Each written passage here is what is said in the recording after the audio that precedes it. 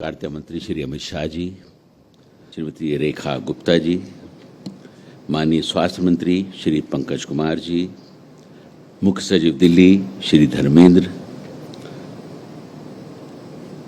ILBS के निदेशक professor SK Sarin ji, WHO के प्रतिनिधि Shri Roderick H Ofrin ji, नमस्कार। आज वर्ल्ड लिवर डे के अवसर पर इस कार्यक्रम में देश के माननीय गृह एवं सहकारिता मंत्री श्री अमित शाह जी का मैं स्वागत करते हुए मुझे बेहद खुशी हो रही है। कोविड महामारी के समय हम सभी ने उन्हें अपने स्वास्थ्य की परवाह किए बिना लोगों के लिए जमीन पर उतरकर अस्पतालों में जाकर नेतृत्व करते देखा है। ये सब न सिर्फ उनकी साधारण नेतृत्व क्षमता का परिचायक है, बल्कि यह दिल्ली की जनता के प्रति उनकी प्रतिबद्धता को भी दर्शाता है, जिसे दिल्ली वासियों ने सदा महसूस किया है। मैं इसके लिए दिल्ली की जनता की तरफ से उनका आभार व्यक्त करता हूं। दोस्तों, वर्ल्ड लिवर डे के अवसर पर मैं आज ILBS में आपके समक्ष एक बार फिर आकर बेहद खुशी का अनुभव कर रहा हूं। ILBS वास्तव में एक ऐसा सेंटर है जिस पर दिल्ली को गर्व है। दिल्ली के उपराज्यपाल के रूप में मैं खुद ILBS द्वारा मरीजों की देखभाल, रिसर्च, एजुकेशन और जन जागरूकता के क्षेत्र में किए गए कार्यों को बहुत करीबी से देखता रहा हूं। मुख्यमंत्री श्रीमती रेखा गुप्ता जी के नेतृत्व में दिल्ली की नई सरकार ने अपनी पॉलिसीज और एजेंडा में स्वास्थ्य सेवाओं को प्राथमिकता दी है। खासतौर से हमारे टर्शरी केयर इंस्टीट्यूशंस को सशक्त बनाने पर उन्होंने बहुत बल दिया है।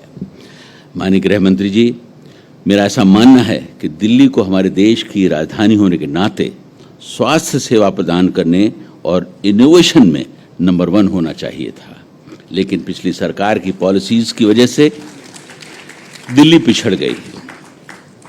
दिल्ली सरकार के अस्पतालों में मात्र एक ILBS ऐसा इंस्टीट्यूट है जो देश भर में और विदेशों में अपनी पहचान बना चुका है। मुझे इस बात की खुशी है कि ILBS को लीवर के रोगों के लिए विश्व स्वास्थ्य संगठन के सहयोगी केंद्र कोलैबोरेटिव सेंटर के रूप में एक दशक से भी अधिक समय से मान्यता प्राप्त है। इस वर्ष के वर्ल्ड लिवर डे की थीम भोजन ही औषधि है, फूड इज मेडिसिन, जो दिल्ली शहर के लोगों के लिए एक प्रासंगिक है। हमारा शहर अन्य महानगरों की तरह बदलती जीवन शैली और अक्सर लोगों द्वारा अपनाई गई गलत फूड हैबिट्स की चुनौतियों को फेस कर रहा है। इस व्यस्त शहरी जीवन में हम अक्सर अपनी सुविधाओं के लिए पोषण की गुणवत्ता से समझौता कर लेते हैं। प्रोसेस्ड फूड्स और हाई शुगर बेवरेजेस के अधिक सेवन के कारण लोगों में लिवर संबंधी बीमारियां बढ़ रही हैं। न सिर्फ दिल्ली जैसे महानगर में, बल्कि भारत के अन्य शहरों में भी फैटी लिवर संबंधी बीमारियां अब साइलेंट एपिडेमिक के रूप में आगे बढ़ रही हैं। दिल्ली के प्रशासकों के रूप में हम इन चुनौतियों से निपटने की अपनी जिम्मेदारियों को अच्छी तरह समझते हैं। मुझे ये बताते हुए गर्व हो रहा है कि दिल्ली में हेल्दी लिवर को बढ़ावा देने के लिए कई महत्वपूर्ण पहल भी की गई हैं। दिल्ली के विभिन्न हिस्सों में विशेष रूप से वंचित समुदायों पर विशेष ध्यान दिया गया है। इसके लिए नियमित जांच शिविर आयोजित करने के लिए ILBS से सहयोग भी लिया गया। Smiles stronger India through million health educated students कार्यक्रम को भी बढ़ावा दिया गया है। दिल्ली में खाद्य सुरक्षा और गुणवत्ता सुनिश्चित करने के उपाय किए जा रहे हैं। फिजिकल फिटनेस को बढ़ावा देने के लिए ओपन स्पेस और मनोरंजन के साधनों को शामिल करने की पहल की गई है, जो एक अच्छे लिवर के लिए बहुत जरूरी है। इस दिशा में पिछले 2 सालों में DDA द्वारा विकसित बांसेरा, असीता, मयूर नेचर पार्क और यमुना वाटिका इत्यादि का उल्लेख करना मैं चाहूँगा। दिल्लीवासी इनका समुचित उपयोग कर रहे हैं और जैसा मुझे बताया गया, करीब 6 से 7 हज़ार लोग डेली मॉर्निंग वॉक के लिए इन पार्क्स में आना शुरू कर चुके हैं। यद्यपि हमने इस दिशा में काफ़ी कुछ किया है, लेकिन अभी बहुत कुछ किया जाना बाकी है। मैं चाहता हूं कि दिल्ली हेल्दी लिवर को बढ़ावा देने के मामले में एक आदर्श शहर बने, जिसके लिए कुछ रणनीति अपनाई जानी चाहिए। उसमें पहली रणनीति होनी चाहिए इंटीग्रेशन। लिवर हेल्थ को हमारे व्यापक जन स्वास्थ्य के ढांचे में प्राइमरी हेल्थ केयर से लेकर टर्शरी हेल्थ केयर सर्विस तक इंटीग्रेट किया जाना चाहिए।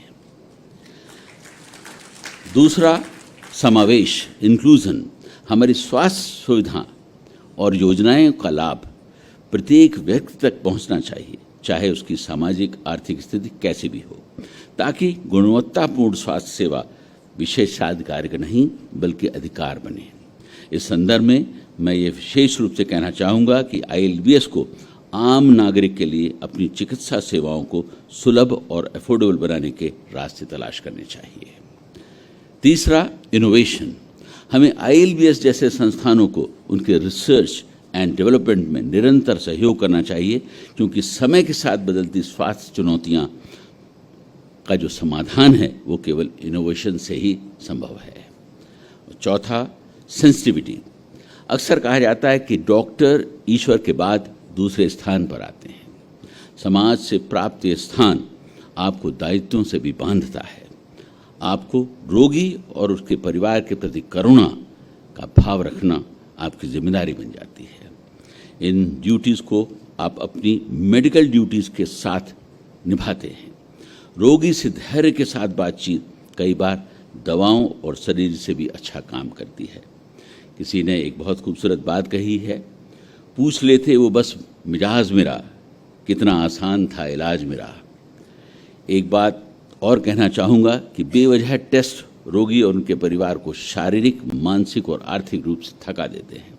मेरे विचार में इस बात पर गंभीरता से विचार किया जाना चाहिए कि किसी टेस्ट की कितनी आवश्यकता है या नहीं है, तभी रिकमेंड किया जाए।